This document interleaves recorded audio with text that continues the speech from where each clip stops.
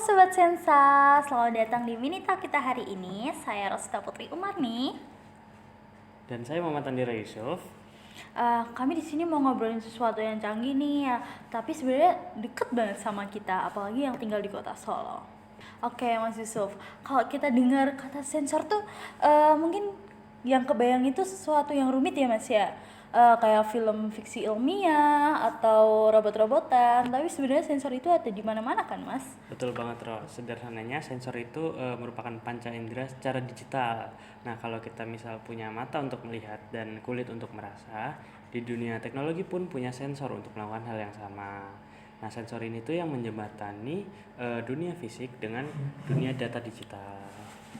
Oke, nah dan hari ini kita akan bahas topik yang spesifik banget.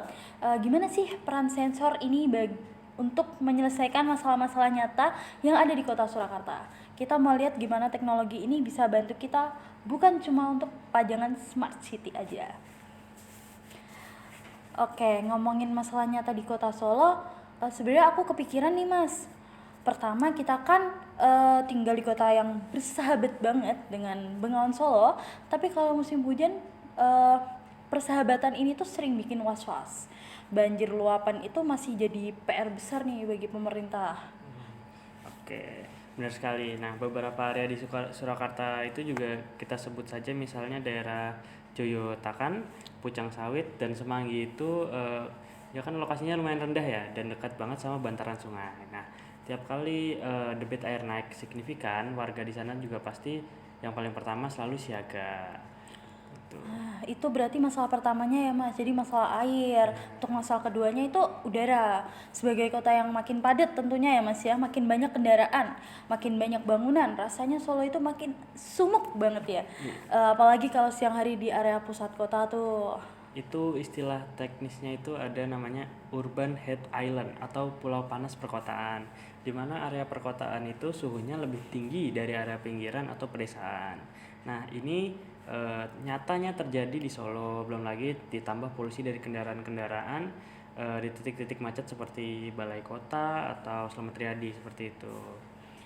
Oke, jadi kita udah punya dua masalah real di Surakarta ya Mas ya. Ancaman luapan banjir yang pertama dan kualitas udara serta suhu perkotaan yang panas. Betul. Sekarang kita langsung aja masuk intinya ya Mas Yusuf ya. Ya. Kita bahas satu-satu mulai dari masalah banjir. Gimana sensor itu bisa bantu warga Joyotakan tadi? Misalnya, apa kita cuma pasang CCTV di pinggir sungai aja Mas? Nah, CCTV itu sebenarnya hanya untuk memantau secara visual. Nah, tetapi kita tetap butuh data yang terukur. Nah, disinilah peran sensor ultrasonik.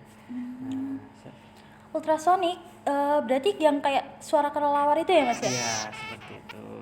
Nah, cara kerjanya itu mirip seperti itu ya. Sensor ini nanti dipasang di atas permukaan air, misalnya di bawah jembatan atau tiang di titik-titik rawan. Nah, sensor ini akan menembak gelombang suara ultrasonik ke permukaan air. Nah, gelombang itu akan memantul kembali ke sensor. Nah, sensor itu akan menghitung waktu tempuh gelombang itu secara bolak-balik. Nah, dari situ dia bisa tahu persis jarak antara sensor dan permukaan air. Oh, I see. Jadi kalau jaraknya makin pendek, Artinya permukaan airnya semakin tinggi. Nah, data ketinggian air ini misalnya dalam sentimeter ya biasanya dikirim secara real time ke pusat data gitu. Bisa ke BPBD atau bahkan ke aplikasi di HP seperti itu. wow, keren. Jadi ini bisa jadi early warning system ya Mas ya, yang akurat. Nggak lagi pakai metode kira-kira atau nunggu air masuk dalam teras rumah dulu baru lapor Pak RT tuh. Betul sekali. Nah, implementasi di bidang kebencanaan ini nyata ya begitu. Begitu sensor membaca level siaga 3 atau siaga 2, lalu akan ada siren atau apa namanya? TOA gitu di kelurahan bisa otomatis langsung berbunyi. Nah, warga punya waktu lebih untuk evakuasi karena sudah mengetahui begitu luapan air sudah mulai naik. Nah, ini mengaitkan teori fisika tentang gelombang suara dengan solusi yang lumayan praktis seperti itu.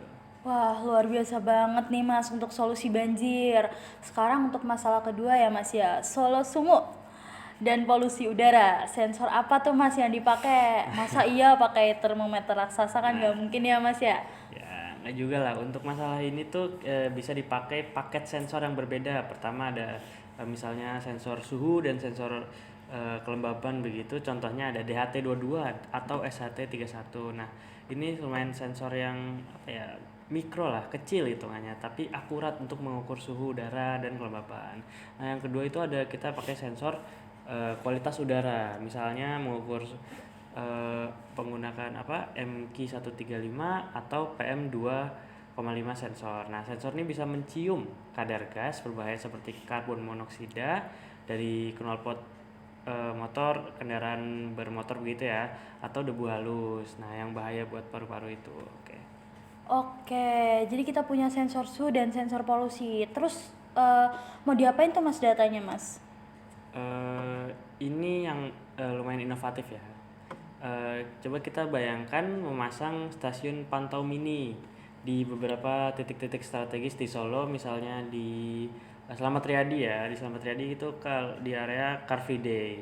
Lalu di simpang lalu lintas padat misalnya di Kerten atau Genengan. Nah, mungkin juga bisa di ruang terbuka hijau seperti Taman Balai Kambang atau di Manahan seperti itu.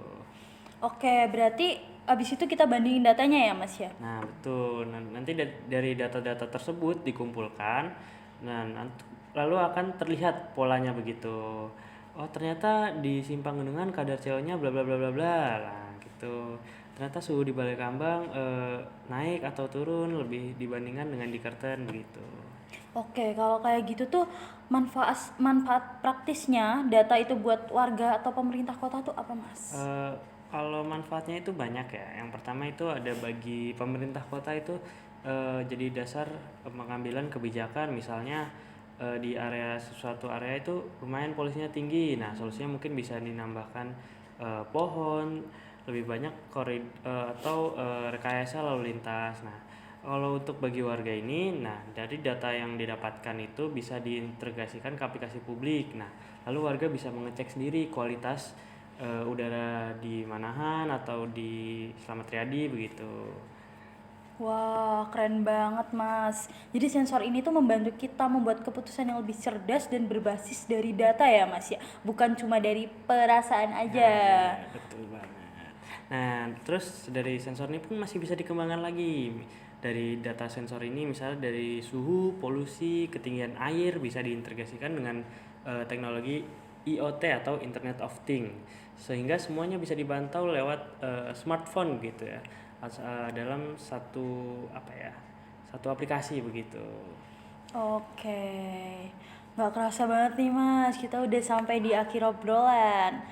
Seru banget, seru banget bahas sensor ini ya Mas ya. Kalau boleh saya simpulkan itu sensor itu berarti benar-benar mata dan telinga tambahan bagi kota kita. Nah, betul. Kita lihat tadi itu ada sensor ultrasonik. Nah, itu bisa jadi pengamat bagi banjir untuk memberikan peringatan dini kepada warga gitu. Lalu ada sensor suhu serta sensor apa lagi tadi ya? Ada apa lagi tadi sensornya? Kelembapan begitu. Nah, itu bisa untuk mengatur kualitas udara begitu.